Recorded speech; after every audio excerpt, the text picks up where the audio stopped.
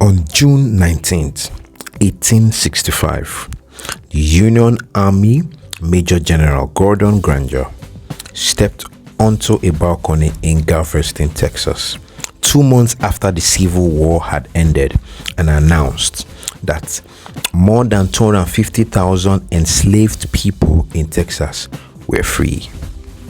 But they didn't know, because President Abraham Lincoln had freed them 2.5 years earlier in his Emancipation Proclamation. But since Texas never fell to the Union troops in the battle, they remained in bondage. So what is Juneteenth?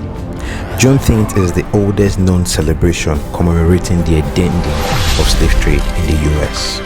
President Abraham Lincoln signed the Emancipation Proclamation freeing enslaved Africans in the United States in 1862, and the 13th Amendment passed by Congress directly abolishing the institution of slavery in 1863.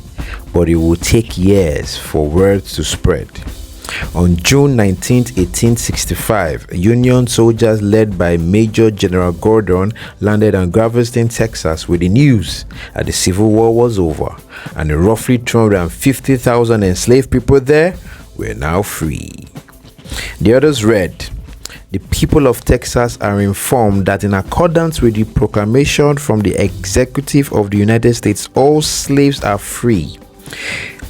So he continued, "Equality of personal rights in between former masters and slaves, and the connection heretofore existing between them becomes that of employer and hired labor.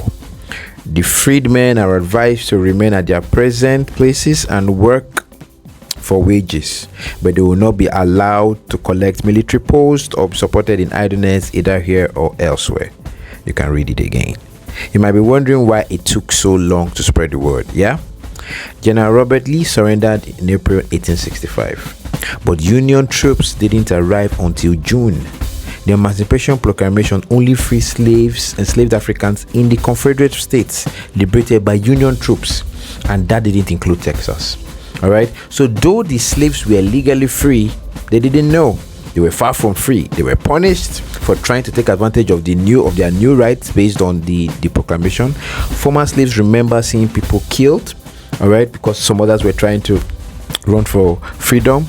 Now, some others were still flogged and made to work for 6 more years, as in the torture continued. Even though they were freed, they didn't really receive all the benefits of the freedom. All right. So they turned the day June 19th, they coined it Juneteenth, and started celebrating their freedom from slavery. All right, so it became a chance for people to get together with family members, measure progress against freedom, teach generations about what happened, about self-improvement, tell them about the Emancipation Proclamation, hear sermons, sell meals, play games, and many of these same traditions carry on till today. Juneteenth celebrations across the country. Texas became the first state to make Juneteenth an official holiday in 1980, since it was made a federal holiday about 3 years ago by President Biden. Yes, by President Biden, about 3 years ago. But that was after the George Floyd riots and all those issues that happened. So that was when it was now made a holiday. So Juneteenth is about remembering the past and moving towards the future. It involves an absolute equality of personal rights and rights of property between former masters and slaves. All right. Juneteenth is a celebration of freedom and the fight for its fulfillment.